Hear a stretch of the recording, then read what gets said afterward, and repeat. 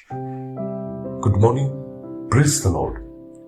Blessing foundation ministry Gujarat से मैं आपका भाई सन कृष्ण परमेश्वर ने दिए हुए आज के इस नए सुंदर दिन पर आप सबको प्रभु यीशु के नाम से जय मसीह की।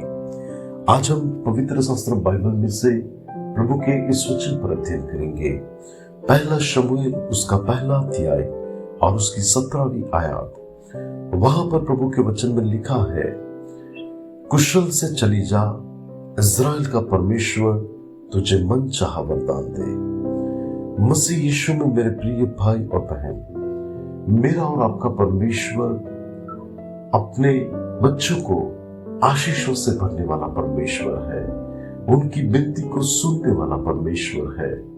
उनकी सोचने से भी बढ़कर उनके जीवन में कार्य करने वाला परमेश्वर है। प्रभु के वचन में लिखा है कि परमेश्वर ऐसा नहीं है कि जो हमारी प्रार्थना को अनसुना करे।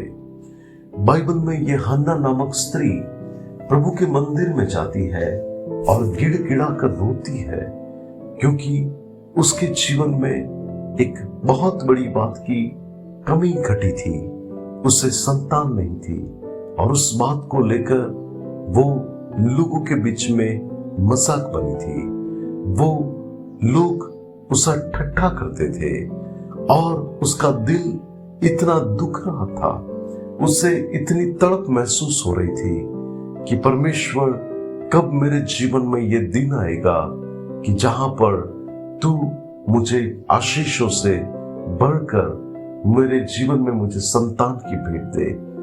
और जब वो प्रभु के मंदिर में जाकर आंसू के साथ अपने दुखित हृदय को प्रभु के सन्मुख उंडेल देती है, और जब एली याजक देखता है कि ये रो रही है, ये प्रार्थना कर रही है, तो पहले तो उसे गलतफहमी होती है कि ये अपने टूटे हुए हृदय के साथ शराब पीकर प्रभु के घर में आई है।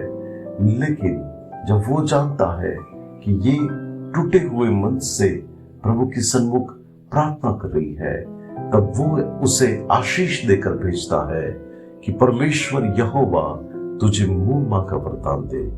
और बाइबल ऐसा कहती है, परमेश्वर ने उसको स्मरण किया और परमेश्वर ने हन्ना की कुख को खोला और उसे एक नबी की आशीष दी।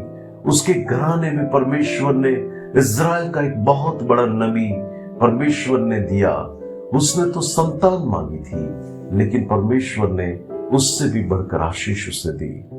बाइबल में आप देखो तो हिजकिय्याह भी अपने जीवन के अंदर कुछ बातों को लेकर, टूटे हुए हृदय को लेकर परमेश्वर के सन्मुख उसके मंदिर में जाता है, क्योंकि उससे एक ऐसा पत्र मिलता है जहां पर उसे घात करने के लिए, इज़राइल पर हमला करने के लिए जो कहा जाता है। तब वो उस परिस्थिति के अंदर प्रभु के मंदिर में जाकर रोता है, परमेश्वर के सम्मुख अपने हृदय को खोलता है और परमेश्वर से कहता है कि निर्बल को तो सहायता करने वाला परमेश्वर है। और हम जानते हैं कि बिना किसी युद्ध के परमेश्वर ने उसे उस परिस्थिति में विजय दिया।